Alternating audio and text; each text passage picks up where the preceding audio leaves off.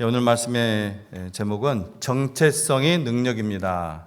제목 한번 같이 해보도록 하겠습니다. 정체성이 능력입니다. 정체성이 뭐지? 뭐라고 한 거지? 그렇게 느낄 수도 있겠는데요. 이따 말씀드릴게요.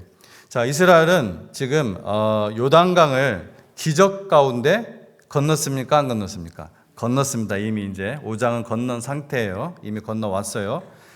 홍해의 기적과는 비교도 안 될 만큼 아주 가까이에서, 그리고 모든 가나안 민족이 지켜보는 가운데 이 하나님의 능력이 드러났습니다. 그래서 성경은 오늘 1절에서 말씀을 이렇게 하고 있는 거예요. 그들의 마음이 어떻게 되었다? 녹아내렸다. 그들의 마음이 녹아내렸다. 다 보고서 지척에서 본 거죠. 홍해처럼 뭐 크지도 않으니까. 그러니 인간적으로 보면은 지금 어떻게 해야 될 때요? 공격해야 될 때요. 인간적으로 보면은 지금이 바로 공격해야 될 때입니다. 전략적으로, 심리적으로, 그리고 상황적으로 지금 공격해야 될 때요. 그러나 하나님은 전쟁보다 더 먼저 해야 할 일이 있다고 말씀하십니다. 그게 뭡니까? 할례입니다. 그게 바로 할례예요, 할례. 여러분 할례 뭔지 아시죠? 서컴시전. 무장을 하라고 하지 않으시고, 야, 이제 싸워야 되니까 최선의 몸 관리를 해놓으라. 그런 말씀하는 것이 아니라 상처를 내라고 하는 거예요. 상처를 내라. 그러니까 이게 살껍질을 자르는 그 순간만 좀 참으면 좋겠지만, 여러분 최소 3, 4일 동안은 최소 3, 4일 동안은 전혀 달릴 수가 없어요. 걷기도 힘든데. 여러분 전쟁에서 병사들이 달리지 못한다고 한번 생각을 해보세요. 뭡니까? 이길 수 없어요. 백전백패입니다, 이건. 여러분 기억하시죠? 제가 왜 이렇게 더 담대하게 얘기할 수 있냐면, 이 야곱의 아들들이 자기들이 유일한 여동생, 얼마나 예뻐요. 얼마나 귀여움을 받았겠어요. 디나가 있었잖아요, 디나가. 이 디나가 세겜의 추장에게, 세겜의 추장 이름이 세겜이에요, 하몰의 아들. 세겜의 추장에게 더럽혀졌었어요. 그래서 화가 머리 끝까지 난 거죠. 이 더러운 개 같은 것들이, 이렇게 생각을 한 거죠. 이방인 것들이. 그래서 그들에게 이제 복수하기 위해서 그들을 속입니다. 뭐라고요? 이렇게 이왕 이렇게 됐으니까 또 네가 이렇게 우리 여동생을 이렇게 좋아하니까 이렇게 하자. 얘가 우리 여동생 디나와 결혼을 하고, 또 너희들이 또 우리의 가족 중에는 이 여인들을 좋아하니까 그들과 결혼을 하고 싶다면 우리처럼 할례를 받아라. 그러면 우리 동생 디나에게 한 짓을 우리가 용서하고 너희와 함께 교류하겠다. 이렇게 속여요. 속인 거죠. 그러니까 또 이게 순진하게 그 세겜과 얼마나 또 좋아했으면 그 디나를. 그 세겜 모든 남자들이 다 할례를 받습니다. 그 말 듣고서. 창세기 34장 25절에 이렇게 기록을 해요. 제3일에, 며칠에요? 제3일에 아직 그들이 아파할 때에 3일인데 아직 아파요. 야곱의 두 아들 디나의 오라버니 시므온과 레이가 각기 칼을 가지고 가서 몰래 그 성읍을 기습하여 그 모든 남자를 죽였다고 했어요. 기습해서 무조건 기습했다고 모든 남자를 죽일 수가 있어요? 아니죠. 못 싸워. 이렇게 하고 있으니까. 지금 이스라엘 백성들이 지금 어디에 있어요, 지금? 하나님 말씀 믿고 그들이 지금 요단강을 이미 건넜단 말이에요. 이 놀라운 기적을 체험하고서 그들은 아마 기분이 어땠을까요? 엄청나게 지금 막 익사이팅한 상태인 거예요, 지금. 축제 분위기죠, 축제 분위기. 또 조상들처럼 자기네들이 불신한 것이 아니라, 우리가 믿음으로 건넜다. 이런 자부심과 성취감이 아주 충만했을 거예요. 자, 그런데 갑자기 하나님 하시는 말씀이, 자, 할례 받아. 할례 받아. 이렇게 말씀하시는 거예요, 이게. 그 상황을 여러분 생각을 해보세요. 자, 하나님은 저희의 삶도 그렇고 성경도 그렇고, 하나님은 하나님의 이 비전에 큰 그림은 보여주세요. 그런데 그 세세한 계획을 미리 말씀해 주시지 않습니다. 안 그래요. 큰 비전의 큰 그림은 보여주는데 세세한 것들은 미리 말씀을 안 해주세요. 어떻게 합니까? 한 걸음 한 걸음 따라오도록 합니다.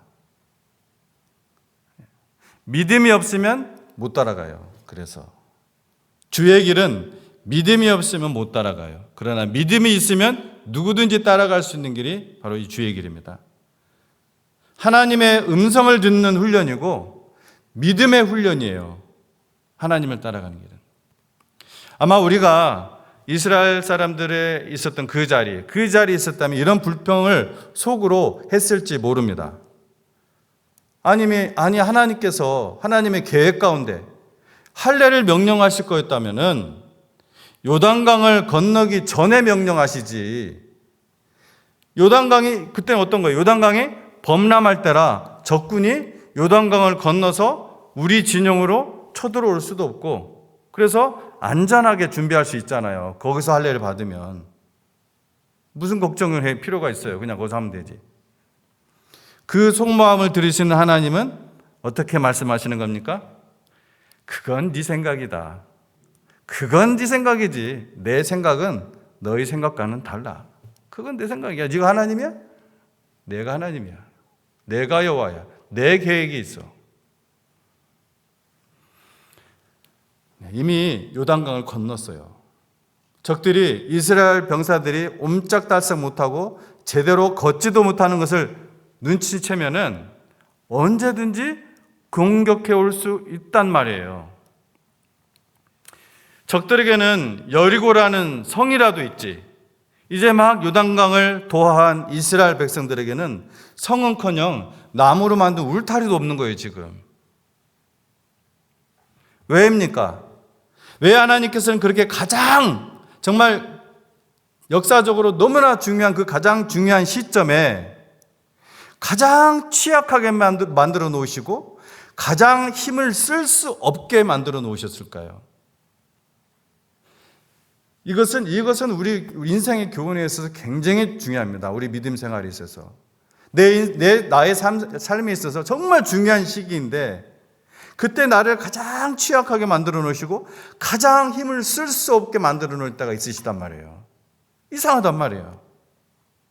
왜요? 승리는 사람의 힘이 아니라 바로 믿음과 정체성에서 나오기 때문이었습니다. 승리는 사람의 힘에서 나오는 것이 아니라 그 사람의 정체성, 그 믿음과 그 정체성에서 승리가 나오는 거예요. 오늘 그것을 한번 살펴보자고요. 자, 먼저 광야에서 할례가 중단된 이유를 성경 자체에서 사실은 설명을 하고 있죠. 우리가 이미 읽었습니다. 간단히 얘기한다면 뭐예요? 가데스 바네아의 불순종. 가데스 바네아의 불순종. 그거 우리가 읽은 말씀 가운데 이미 나와요. 이 애굽을 나올 때 이스라엘은 이미 할례를 받은 언약 백성이었습니다. 그들은 하나님의 백성이었고 약속의 땅을 받을 백성이었습니다. 그러나 가데스 바네아에서 그들은 하나님의 약속보다 현실의 그 두려움을 택했습니다. 얼마나 우리는 이런 미스테이크를 합니까? 하나님의 말씀보다, 하나님의 약속보다, 하나님을 믿는 믿음보다 현실의 두려움, 이걸 우리가 얼마나 많이 선택합니까? 정탐꾼들이 우리는 메뚜기 같다. 그들에 비하면. 그렇게 말할 때 그들은 뭐예요? 하나님의 약속을 버린 것입니다. 하나님의 얼굴에 먹칠한 거죠, 한마디로. 하나님 얼굴에 먹칠한 거예요, 이게. 하나님에 대해서 얼마나 많이 보여주셨어요, 그들에게. 근데 이제 와서 하나님 얼굴에 먹칠하는 거예요. 하나님 진다는 거예요. 이건 얼마나 충격인지 모릅니다. 굉장한 충격이에요. 그 결과 그 세대는 광야에서 죽게 되었던 거예요. 그런데 그동안 새로운 세대가 태어난 거죠. 그 광야에서. 그러나 그들은 할례를 받지 못했습니다. 언약의 표시가 없는 세대, 정체성이 흐려진 세대였던 거예요. 정체성이 흐려진 세대. 광야 40년은 길을 잃은 시간이 아니라 정체성을 잃은 시간이었다는 것입니다. 자, 그래서 이 가나안 땅 입성 후 첫 명령이 뭐예요? 정체성 회복하라 이거예요. 이거 회복해야 된다. 정체성 하면 어려운 말 같지만 쉽게 생각할 수 있어요. 뭐 어려운 말이 아닙니다. 사실은 정체성 말 자체가 한자어라 좀 어려운 말 같지만 우리는 자주 이런 질문을 듣거나 또 질문을 받죠. 예? 아이디 있으세요? 예. 아이디 보여주세요. 그런 질문 미국에 살면서 많이 들으시잖아요. 뭡니까 그게? 그러면 뭘 여러분 보통 보여줘요? 드라이브 라이선스, 그죠? 보통 드라이브 라이선스를 보여주죠. 그거예요. 내가 누군지 확인해 주는 것이 바로 아이디입니다. 그러니까 그 아이디는 어떤 사람이 누구인지 그 아이덴티티, 그 정체, 아이덴티티 정체를 증명해 주는 아이덴티피케이션이라는 거죠. 그게 정체성이에요. 그래서 정체성이란 내가 누구인가, 나는 누구인가 이겁니다. 당신은 누구입니까? 이렇게 물으면은 여러분이 나는 누구입니다. 나는 최승호입니다. 이 질문하는 게 아니잖아요. 그런 질문하는 게 아니에요. 이름을 묻는 게 아니잖아요. 정체성을 묻는. 당신은 누구입니까? 할례는 뭐라는 거예요? 우리는 하나님의 백성이다. 이거예요. 이게 그들의 아이덴티티예요. 그들의 정체성이에요. 우리는 하나님의 백성이다. 이런 언약의 표시가 바로 할례였던 것입니다. 그들의 몸에 새기는. 그래서 하나님은 가나안 땅에 들어온 즉시 뭘 명해요? 할례를 명하십니다. 왜요? 너희는 하나님의 백성이다. 이거 잊으면 끝장이다 이거예요. 너희는 하나님의 백성이다. 전쟁보다 승리보다 전략보다 뭐가 먼저라는 거예요? 정체성이 먼저라는 것입니다. 정체성. 여러분 우리가 참 바쁘게 살잖아요. 이런저런 거 많은 생각들을 하면서 살잖아요. 또 즐겁게도 살고 또 어쩔 때는 그것을 참 힘든 시간을 보내기도 하고 또 그것을 극복하면서 살고 여러분 그렇게 열심히 살다 보면 자칫 열심히 사는 방향성을 잃고 혹은 나는 누구인가 라는 근본적인 그 정체성을 잃어버리고 그냥 살아간단 말이에요. 그냥. 굉장히 위험한 것입니다. 하나님은 그거 잊지 말라는 거예요. 너는 누구냐? 내 백성이다. 이거 잃어버리면 끝장이라는 거예요. 그래서 정체성은 내가 존재하는 기준이 되는 거예요. 사람은 자신을 누구라고 생각하느냐에 따라 무엇을 선택하고 어떻게 살아가고 무엇을 가치로 삼는지가 결정이 돼요. 제가 사실 자주 하는 얘기인데 이 얘기는. 정체성이 그 방향을 정하고 삶의 그 방향이 그 삶을 결정합니다. 자, 그러면은 뒤집어서 한번 생각을 해보죠. 정체성을 잃으면 무엇이 무너지는가? 우리가 정체성을 망각하고 살면은 어떤 일들이 일어나는가?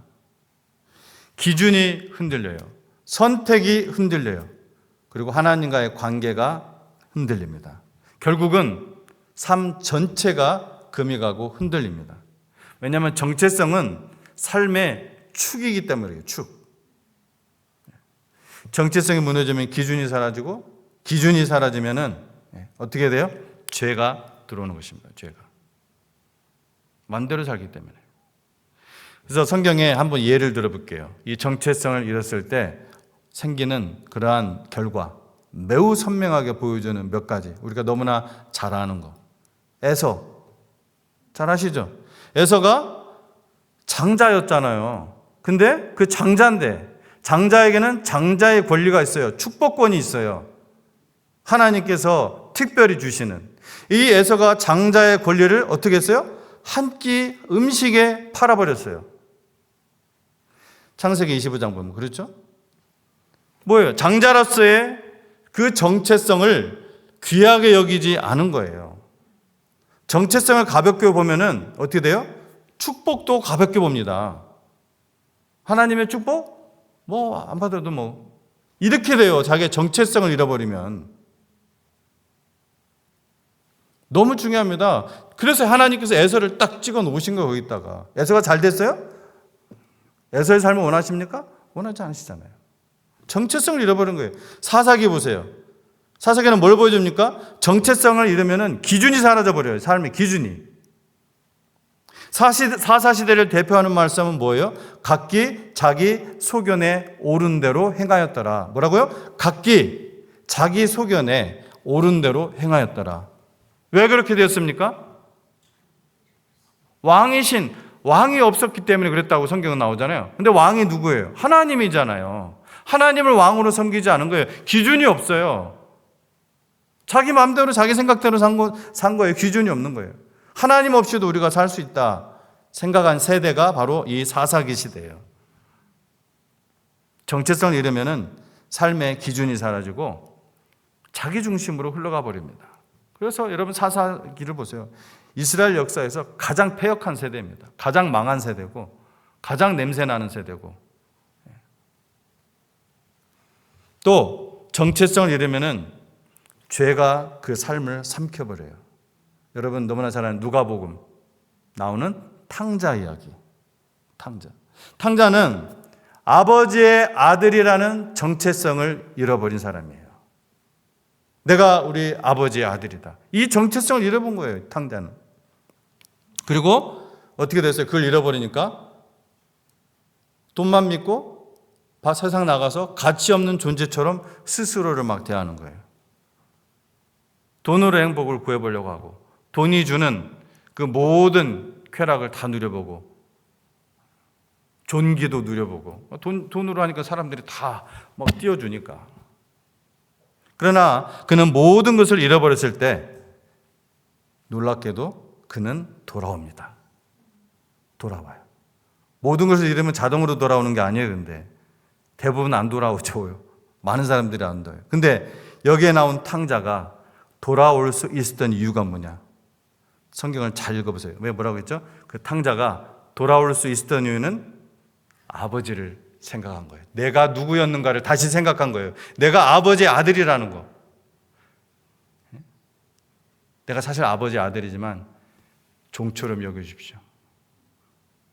생각을 한 거예요. 내가 누구였는가. 아버지 안에 있을 때 그 삶을 기억했기 때문에 그가 회복된 거예요. 그래서 이 회복은 자기의 정체성을 기억하는 데서 시작이 됩니다. 여러분, 할례가 이 당시에 이스라엘 백성에게 하나님의 백성이라는 정체성을 확인해 준다면, 그렇다면 신약 시대를 살아가는 우리는 무엇으로 우리의 정체성을 확인할 수가 있습니까? 오늘 우리의 언약의표, 즉 정체성의 증명은 바로 이것입니다. 하나님과의 관계. God first.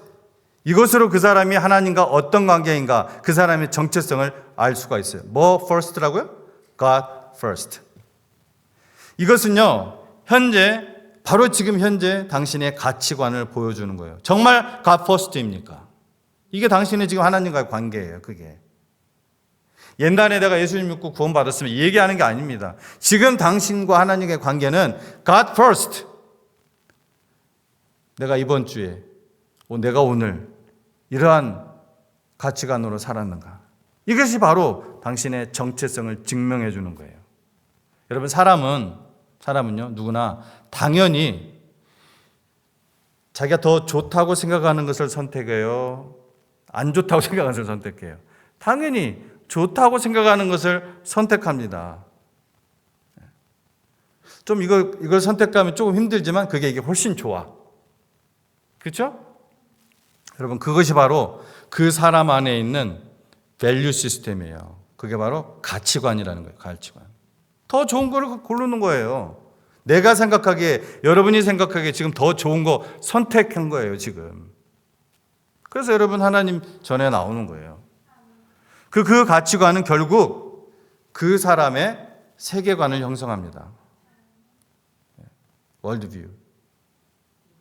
하나님 나라의 세계관은 당신이 하나님의 백성이라는 그 정체성을 증명해 주는 것입니다. 아멘. 로마서 2장은 이렇게 말씀합니다. 그래서 표면적 육신의 할례가 아니니라. 즉 이스라엘 백성들을 향하여 말하는 것이죠. 이스라엘 백성들은 예수 믿고 구원받는 이방인들한테도 너희도 할례 받아야 너희 구원받을 수 있는데 처음에 이렇게 얘기했단 말이에요. 근데 예루살렘 종교회의를 통해서, 예루살렘 공회를 통해서 그것은 본질이 아니다. 그렇게 얘기했죠.